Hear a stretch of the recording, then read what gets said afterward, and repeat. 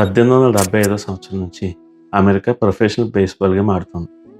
అయితే 1990 September 14న American baseball చరిత్రలోనే ఒక అరుదైన సంఘటన జరిగింది. అదేంటి అంటే కేన్ గ్రిఫీ సీనియర్ అనే ఆటగాడు అప్పటికే చాలా పేరుని సంపాదించి, ఆ రోజు ద సీటిల్ మెరైన్ అనే టీమ్ తరపున ద ఏంజెల్స్ అనే టీమ్‌కి ఆపోజిట్‌గా ఆడుతున్నాడు. అదే రోజున తన కుమారుడైన కేన్ గ్రిఫీ జూనియర్ కూడా ఆ టీంలో ఉన్నాడు. సరిగ్గా అప్పుడే కేన్ గ్రిఫీ సీనియర్ గారు హోమ్ రన్ కొట్టి ఫీల్డ్‌ని విడిచారు.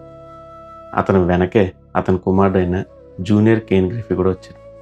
అతడు కూడా బాల్‌ని గట్టిగా కొట్టి హోమ్ రన్ చేశారు. అంతా ఆశ్చర్యపోయారు. తండ్రి కొడుకులు ఒకేలా ఆడారని చెప్పి అందరూ మెచ్చుకున్నారు. జూనియర్ కేన్ గ్రిఫీ గారిని సీనియర్ కేన్ గ్రిఫీ గారు భుజం తట్టి, అది నా కొడుకంటే అని చెప్పి మెచ్చుకున్నారంట. ఆ మెచ్చుకున్న మెచ్చుకోలను కేన్ గ్రిఫీ జూనియర్ గారు తన జన్మలో మర్చిపోలేదు.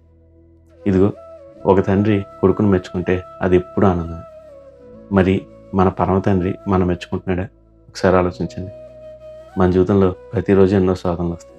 మన చూపు విషయంలో, మన మాట విషయంలో, మన ప్రవర్తన విషయంలో, మన కోపం విషయంలో, ఇలా ఏదో ఒక విషయంలో మనకు శోధన వస్తూ ఉంటుంది. అయితే మనం ఆ శోధన అన్నింటినీ చేస్తున్నామా? మన తండ్రి వల్లనే మనం ప్రవర్తిస్తున్నామా? యేసుని ఈ లోకానికి చూపిస్తున్నామా?